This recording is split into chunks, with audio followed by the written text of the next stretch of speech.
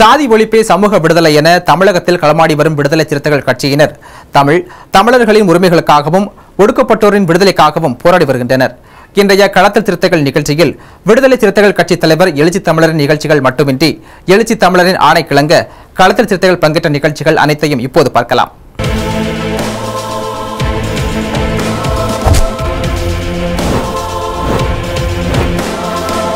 முன்னாள் அமைச்சர் கோகுல இந்திராவின் இல்ல மணவிழாவில் பங்கேற்ற விடுதலை சிறுத்தைகள் கட்சி தலைவர் திருமாவளவன் மணமக்களுக்கு வாழ்த்து தெரிவித்தார். தமிழகத்தின் முன்னாள் அமைச்சராக இருந்தவர் கோகுல இந்திரா. அவரது மகள் பூர்ணிமா மருத்துவர் நிரஞ்ச் ரதன் திருமணம் சென்னையில் இன்று நடைபெற்றது. திருவேற்காட்டில் உள்ள தனியார் திருமண மண்டபத்தில் நடைபெற்ற இந்த மணவிழாவில் விடுதலை சிறுத்தைகள் கட்சி தலைவர் திருமாவளவன் கலந்து கொண்டார். அவர் மணமக்களுக்கு பூங்கொத்து கொடுத்து வாழ்த்து தெரிவித்தார். உடன் விடுதலை சிறுத்தைகள் கட்சியின் மாநில மாவட்ட நிர்வாகிகள் கலந்து கொண்டனர்.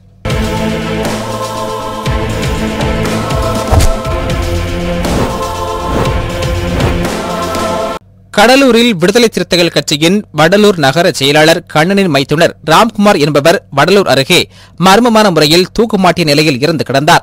இதையடுத்து அவரது உடல் மீட்கப்பட்டு குறிஞ்சிப்பாடி அரசு மருத்துவமனைக்கு அனுப்பி வைக்கப்பட்டது. தகவல் அறிந்த விடுதலை சிறுத்தைகள் கட்சியின் கடலூர் நாடாளுமன்ற தொகுதி செயலாளர் மற்றும் சேலம் மாவட்ட நெறியாளர் தாமரை செல்வன் மற்றும் மாவட்ட செயலாளர் முல்லைவேந்தன் ஆகியோர் நேரில் சென்று பார்வையிட்டனர். அப்போது ஒன்றிய செயலாளர்கள் சாம குரு, சிவசக்தி, நகர செயலாளர் ஜோதிமணி, நகர பொருளாளர்கள் சுரேஷ், சசி, நகர துணை செயலாளர்கள் சிவக்குமார், கிருஷ்ணமூர்த்தி உள்ளிட்ட கட்சி நிர்வாகிகள் பலர் உடனிருந்தனர்.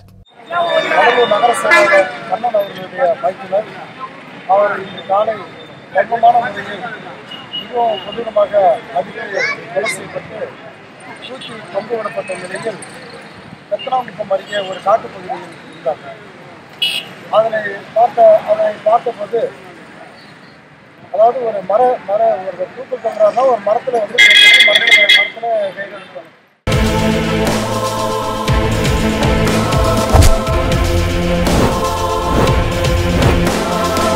கடலூர் மாவட்டம் திட்டக்குடியை அடுத்த வசிஷ்டபுரம் பகுதியில் விடுதலை சிறுத்தைகள் கட்சியைச் சேர்ந்த சண்முகம், ரமேஷ் ஆகிய இருவரையும் கடந்த 1995 ஆண்டு ஜனவரி மாதம் 19ஆம் தேதி சாதி ஒழிப்பு களப்போரில் காவல்துறையினர் கைது செய்து அடித்து சுட்டுக் கொண்டனர். இதன் நினைவாக விடுதலை சிறுத்தைகள் கட்சி சார்பாக திட்டக்குடி வசிஷ்டபுரத்தில் நினைவேந்தல் கூட்டம் நடைபெற்றது. இதில் திட்டக்குடி நகர செயலாளர் கௌதமன், கடலூர் மாவட்ட செயலாளர் கருப்புசாமி உள்ளிட்ட கட்சி நிர்வாகிகள் பலர் கலந்து கொண்டு இருவருக்கும் அஞ்சலி செலுத்தினர்.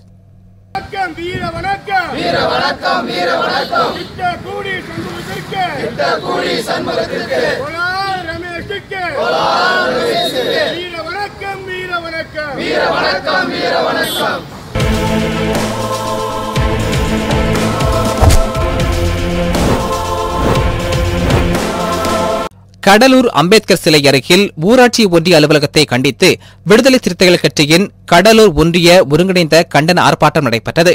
ஒன்றிய ஒருங்கிணைப்பாளர் கலியமூர்த்தி தலைமையில் நடைபெற்ற இந்த ஆர்ப்பாட்டத்தில் கடலூர் நாடாளுமன்ற தொகுதி செயலாளர் தாமரை செல்வன், ஒன்றிய துணை செயலாளர் கமல், ஒன்றிய துணை செயலாளர்கள் இளைய பெருமாள், கடலூர் தொகுதி செயலாளர் அறிவுடை நம்பி உள்ளிட்ட 100க்கும் மேற்பட்ட கட்சி நிர்வாகிகள் பலர் கலந்து கொண்டனர். விடுதலை சிறுத்தைகள் கட்சியின் கடலூர் ஒன்றியத்தின் சார்பில் கடலூர் ஒன்றிய ஒருங்கிணைப்பாளர் ஏகா கலியமூர்த்தி அவர்கள் தலைமையில் கடலூரில் கோரிக்கை ஆர்ப்பாட்டமானது நடைபெற்றுக் கொண்டிருக்கின்றது. பல்வேறு கோரிக்கைகளை வலியுறுத்தி இந்த ஆர்ப்பாட்டமானது நடைபெற்றுக் கொண்டிருக்கின்றது. அதாவது கடலூர் ஒன்றிய பகுதியில் குடிநீர், மின்விளக்கு, சாலை வசதி போன்ற வசதிகளை உடனடியாக செய்ய வேண்டும் என்று கோரிக்கை வைத்து இந்த ஆர்ப்பாட்டமானது நடைபெற்றுக் கொண்டிருக்கின்றது. அது மட்டுமல்லாமல் இந்த ஆர்ப்பாட்டத்தின் வாயிலாக தொடர்ந்து கடலூர் நகர பகுதிகளில் பல்வேறு பிரச்சனைகள் உள்ளது. அதனையும் உடனடியாக சரி செய்ய வேண்டும் என்ற கோரிக்கை வலியுறுத்தி இப்போது நாங்கள் ஆர்ப்பாட்டம் நடத்தி கொண்டிருக்கின்றோம்.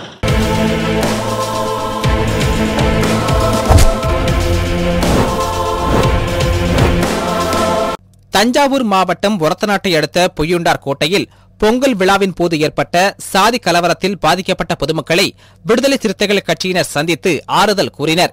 தஞ்சை மாவட்ட நெறியாளர் கிட்டு, ஒரத்தநாடு தொகுதி கழக செயலாளர் அரச முதல்வன், ஒரத்தநாடு கிழக்கு மேற்கு ஒன்றிய செயலாளர்கள் சிவாஜி, ஆண்டவன் உள்ளிட்ட கட்சி நிர்வாகிகள் பலர் பாதிக்கப்பட்ட மக்களை சந்தித்து ஆறுதல் தெரிவித்தனர்.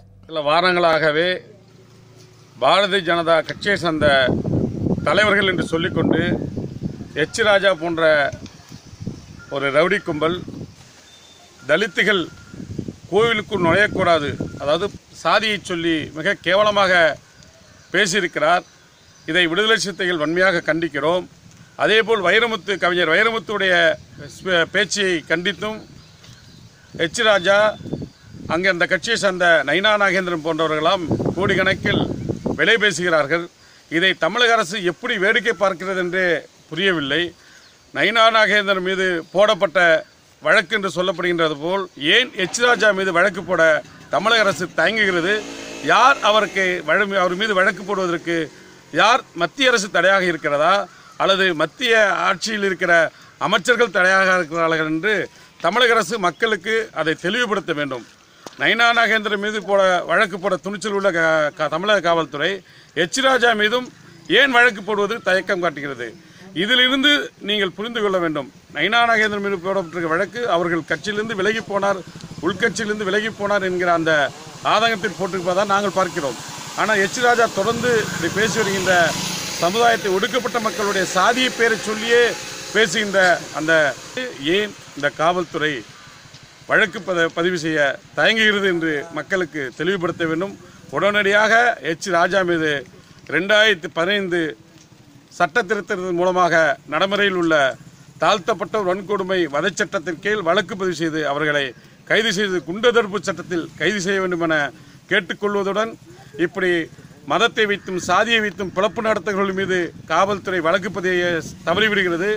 ஆனால் ஒடுக்கப்பட்ட மக்களுக்காக போராடுகின்ற விடுதலை சிறுத்தைகள் இருக்கிற சேலம் மாவட்டத்துடைய மாவட்ட செயலாளர் வசந்து உள்ளிட்ட தோழர்கள் மீது குண்டு தடுப்பு சட்டத்தை ஏவி இருக்கிற தமிழக அரசுடைய கையாளாகத்தன்மையை நாங்கள் வன்மையாக கண்டிக்கிறோம். அத்தகைய வழக்கை நாங்கள் நீதிமன்றத்தில் சட்டப்படி சந்திப்போம். அதேபோல் தமிழக காவல்துறை தொடர்ந்து விடுதலை சிறுத்தைகள் மீது ரவுடி பட்டியல் சேர்ப்பதை மிக வன்மையாக கண்டிக்கிறோம். அத்தகைய போக்குகளை தமிழக அரசு நிறுத்திக் கொள்ள வேண்டும். காவல்துறையும் அந்த போக்கை கைவிட வேண்டும் என விடுதலை சிறுத்தைகள் சார்பாக கேட்டுக்கொள்கிறோம்.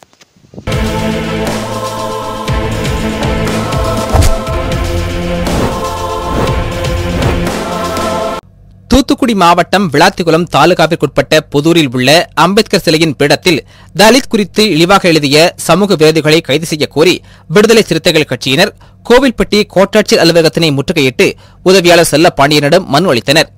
இதில் கட்சியின் கோவில்பட்டி ஒன்றிய செயலாளர் சங்கர், விளாத்திகுளம் ஒன்றிய செயலாளர் மாதவன் உள்ளிட்ட கட்சி நிர்வாகிகள் பலர் கலந்து கொண்டு மனுவை அளித்தனர்.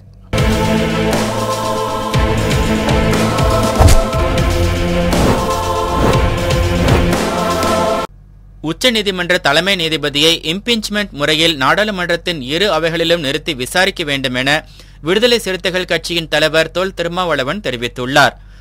சென்னையில் செய்தியாளர்களிடம் பேசிய அவர், மத்தியில் உள்ள பாரதிய ஜனதா அரசு எடுக்கும் அனைத்து முடிவுகளும் இந்திய அரசியல் சட்டத்துக்கு எதிரானது ஆகும் என தெரிவித்தார். உச்சநீதிமன்ற நிர்வாகத்தில் அரசியல் தலையீடு இருப்பதாக அச்சம் எழுந்துள்ளது என்றும், நீதியின் கடைசி அரண் இந்த பாதிப்பிற்கு ஆளாகியிருப்பது வேதனைக்குரியது என்றும் தெரிவித்தார். உச்சநீதிமன்ற மூத்த நீதிபதிகள் 4 பேர் ஊடக வெளிச்சத்தில் தமது உள்ள குமுறலை கொட்டியிருக்கிறார்கள். ஜனநாயகத்தை பாதுகாப்பதற்கு இனி மக்கள்தான் முடிவெடுக்க வேண்டும், வேறு வழியில்லை என்று அவர்கள் சொல்லுவது உச்சநீதிமன்ற தலைமை நீதிபதிக்கு எதிரான குற்றச்சாட்டாக மட்டும் புரிந்து கொள்ளக்கூடாது. உச்சநீதிமன்ற தலைமை நீதிபதிக்கு எதிரான குற்றச்சாட்டாக இருந்தால் அது வெறுமன நீதிமன்றத்திற்குள் நடக்கும் நிர்வாக அதிகாரங்கள் தொடர்பான மோதல் என்று நாம் புரிந்து கொள்ளலாம். ஆனால் அந்த நீதிபதிகள் ஊடகவியலாளர்களை சந்தித்து வெளிப்படையாக ஜனநாயகத்தை பாதுகாக்க பொதுமக்களே நீங்கள்தான் பொறுப்பேற்க வேண்டும் என்று அவர்கள் கவலையோடு கூறியிருப்பது, உச்சநீதிமன்ற நீதி நிர்வாகத்தில் அரசியல் தலையீடுகள் இருக்கின்றன என்பதை சுட்டிக்காட்டுவதற்காகத்தான். ஆகவே நீதிக்கான கடைசி புகலிடம், நீதியின் கடைசி பாதுகாப்பு அரண், பாதிக்கப்பட்டவர்களுக்கு கடைசியாக இருக்கக்கூடிய ஒரே ஆறுதல் உச்சநீதிமன்றம். அந்த உச்சநீதிமன்றத்திலேயே ஊழல் முறைகேடுகள் தலைவிரித்தாடுகின்றன. நீதி நிர்வாகத்தில் தில்லுமுள்ளுகள் நடைபெறுகின்றன என்கிற போது இதுவும் இந்திய அரசியலமைப்பு சட்டத்திற்கு எதிரான ஒரு எச்சரிக்கை தான். ஆகவேதான் ஆனந்தகுமார் ஆந்திர பிரதேசத்தை சார்ந்த அமைச்சர் என்கிற முறையில் கர்நாடக பகுதியை சார்ந்தவர், தென்னிந்திய பகுதியை சார்ந்தவர். ஆகவே பாண்டிச்சேரியில் அரசியலமைப்பு சட்ட பாதுகாப்பு மாநாடு நடத்தியதைப் போல ஆந்திராவிலும் கர்நாடகாவிலும் நடத்த வேண்டும் என தீர்மானித்து இப்போது இரண்டாவதாக ஆந்திராவிலே இந்த மாநாட்டை ஒருங்கிணைத்திருக்கிறோம். அன்றைக்கு ஏறத்தாழ 5000 பேர் பல்வேறு அமைப்புகளிலிருந்து விடுதலை சிறுத்தைகள் கட்சியிலே இணைய இருக்கிறார்கள் என்பதையும் தெரிவித்துக் கொள்கிறோம். உச்சநீதிமன்ற நீதிபதிகளால் புகாருக்கு ஆளான தலைமை நீதிபதி தீபக் மிஸ்ராவை இம்பீச்மெண்ட் முறையில் நாடாளுமன்றத்தின் இரு அவைகளிலும் நிறுத்தி விசாரிக்க வேண்டும் என்றும் விடுதலை சிறுத்தைகள் கட்சியின் தலைவர் தொல் திருமாவளவன் வலியுறுத்தியுள்ளார். உச்சநீதிமன்ற நீதிபதிகள் கூறிய கருத்து அனைவருக்கும் விடுக்கப்பட்டிருக்கிற ஒரு எச்சரிக்கை.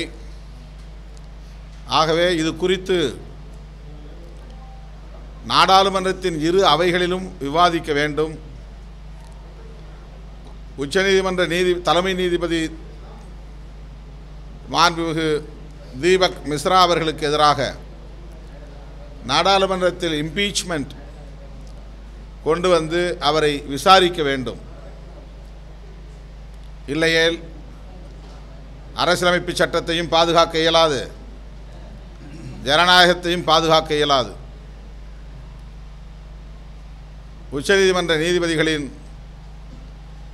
கருத்தை தனிநபர்களின் கருத்தாக கருதாமல், நீதிபதி கர்ணன் இதே போன்ற கருத்தை சொன்னபோது அவர் மனநலம் பாதிக்கப்பட்டவர், முரட்டுத்தனமாக பேசுகிறார், சட்டத்திற்கு விரோதமாக செயல்பட்டிருக்கிறார் என்றெல்லாம் ஒரு தேச விரோதியை விரட்டுவது போல விரட்டி அவரை பிடித்து பொய் வழக்கிலே சிறைப்படுத்தினார்கள். நீதிபதி கர்ணன் என்ன விமர்சனங்களை வைத்தாரோ அதே விமர்சனங்களைத்தான் இன்றைக்கு உச்சநீதிமன்றத்தின் மூத்த நீதிபதிகள் 4 பேர் கூறியிருக்கிறார்கள். இப்போது நீதிமன்ற நிர்வாகம் என்ன செய்ய போகிறது? அரசியல் கட்சிகள் என்ன செய்ய போகின்றன? பிரதமர் மோடி உள்ளிட்ட ஆட்சி நிர்வாகத்தை நடத்துகிறவர்கள், ஆட்சியாளர்கள் என்ன செய்ய போகிறார்கள் என்கிற கேள்வி எழுந்திருக்கிறது.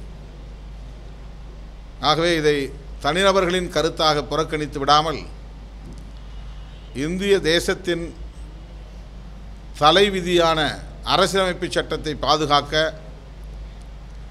ஜனநாயக சக்திகள் முன்வர வேண்டும் என்று விடுதலை சிறுத்தைகள் வலியுறுத்துகிறது. உச்சநீதிமன்ற தலைமை நீதிபதி அவர்கள் மீது இம்பீச்மெண்ட் என்கிற விசாரணை நடைமுறையை நாடாளுமன்றத்தில் கொண்டு வர வேண்டும் என்று வலியுறுத்துகிறோம். நாட்டில் சங் பரிவார் அமைப்புகளின் தலைவர்களுக்கே பாதுகாப்பு இல்லை என்றும் மதவாத சக்திகளை ஒடுக்குவதற்கு ஜனநாயக சக்திகள் ஒன்றிணைய வேண்டும் என்றும் விசிக தலைவர் தொல் திருமாவளவன் கேட்டுக்கொண்டார். விஸ்வ இந்து பரிஷத் தேசிய தலைவர் தொகாடியா அவர்கள் வெளிப்படையாக ஒரு குற்றச்சாட்டை வைத்திருக்கிறார். அவர் சங் பரிவார் அமைப்புகளை சார்ந்த தலைவர்களுள் ஒருவர், நாடறிந்த தலைவர். அவரை கடத்தி போயிருக்கிறார்கள். அவருடைய உயிருக்கு ஆபத்து நேரும் சூழல் ஏற்பட்டிருக்கிறது. அதற்கு அவர் குஜராத் மாநில அரசையும் உத்தரப்பிரதேச மாநில அரசையும் தான் வெளிப்படையாக குற்றம் சாட்டுகிறார். இந்த 2 மாநிலங்களிலும் பிஜேபி அரசு என்பது அனைவரும் அறிந்த உண்மை. ஆகவே என்ன நடக்கிறது? சங் பரிவார் அமைப்புகளை சார்ந்த தலைவர்களுக்கே பாதுகாப்பில்லை என்கிற நிலை இந்தியாவில் ஏற்பட்டிருக்கிறது என்றால் நாடு எந்த திசை வழியில் போய்கொண்டிருக்கிறது என்று விளங்கவில்லை. கர்வாப்சி என்கிறார்கள், லவ் ஜிஹாத் என்கிற பெயரால் இஸ்லாமியர்களை குறிவைக்கிறார்கள். புனித பசு பாதுகாப்போம் என்கிற பெயரால் கலாச்சார படையெடுப்பு நடத்துகிறார்கள். கலாச்சாரத்தின் பெயரால் வன்முறை வெறியாட்டத்தை திணிக்கிறார்கள். ஆகவே தேசத்தை சூழ்ந்திருக்கிற இந்த சாதியவாதத்தை, மதவாதத்தை முறியடித்தாக வேண்டும்.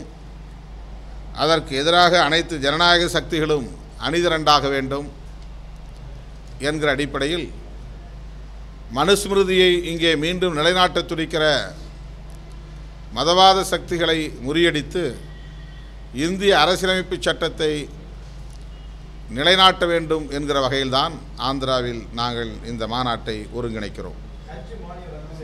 இஸ்லாமியர்களுக்கான ஹஜ் மானியம் ரத்து என்பது திட்டமிட்ட ஒடுக்குமுறை நிகழ்வாகும் என்றும் மத்திய அரசின் இந்த நடவடிக்கையை விடுதலை சிறுத்தைகள் கட்சி வன்மையாக கண்டிப்பதுடன் இஸ்லாமியர்களுக்கு மீண்டும் மானியம் வழங்க வேண்டும் என்றும் வலியுறுத்தினார். இஸ்லாமியர்களுக்கு ஏறத்தாழ 70 ஆண்டுகளுக்கு மேலாக வழங்கப்பட்டு வந்த உரிமை, அவர்களின் புனித பயணத்திற்கான மானியம் 2012ஆம் ஆண்டு யாரோ ஒருவர் தொடுத்த வழக்கில் உச்சநீதிமன்றம் அளித்த தீர்ப்பில் படிப்படியாக இதனை குறைக்க வேண்டும் என்று கூறியிருப்பதாகவும் அதன் அடிப்படையில் இந்த நடவடிக்கை மேற்கொள்ளப்பட்டிருப்பதாகவும் பாரதிய ஜனதா கட்சியில் அமைச்சராக இருக்கிற இஸ்லாமிய சமூகத்தை சார்ந்த ஒருவரை வைத்தே இந்த நடவடிக்கையை மோடி அரசு மேற்கொண்டிருக்கிறது. புனித பயணத்திற்கான மானியத்தை ரத்து செய்த நடவடிக்கை என்பது மீண்டும் சிறுபான்மை சமூகத்தை சீண்டி பார்க்கிற வேளை, அவர்களுக்கு எதிரான ஒடுக்குமுறைகளை திட்டமிட்டு திணிக்கிற வேளை. அதனால் பெரிய சேமிப்பு நேர்ந்துவிடப் போவதில்லை. 250 கோடி ரூபாய் செலவாவதாக சொல்லப்படுகிறது. அதை சேமித்து வேறு ஏதோ சில பயன்பாடுகளுக்கு, அதுவும் இஸ்லாமிய சமூகத்தை சார்ந்த பெண்களுக்கு நாங்கள் செலவிடுவோம் என்று கூறுவது இன்னும் அவர்களை கொச்சைப்படுத்துகிற ஒரு நடவடிக்கை. எல்லா மதத்தை சார்ந்தவர்களுக்கும் நாடு விட்டு நாடு செல்லுகிற போது அவர்களின் புனித பயண செலவுகளை அரசு மானியமாக ஏற்றுக்கொள்வது அல்லது வழங்குவது என்பது எல்லோராலும் ஏற்கப்பட்டிருக்கிறது. முஸ்லீம்கள் இந்துக்களுக்கு கொடுக்கக்கூடாது என்று சொல்லவில்லை, கிறிஸ்தவர்களுக்கு அப்படி அந்த சலுகையை வழங்கக்கூடாது என்று கூறவில்லை. அப்படி இருக்கிற போது இஸ்லாமியர்களுக்கு வழங்கப்படுகிற ஹஜ் பயணத்திற்கான மானியத் தொகையை ரத்து செய்வது என்பது அவர்களின் திட்டமிட்ட அரசியல் உள்நோக்கத்தை அம்பலப்படுத்துகிறது. ஆகவே இந்த மானியத்தை ரத்து செய்த நடவடிக்கையை விடுதலை சிறுத்தைகள் கட்சி வன்மையாக கண்டிக்கிறது.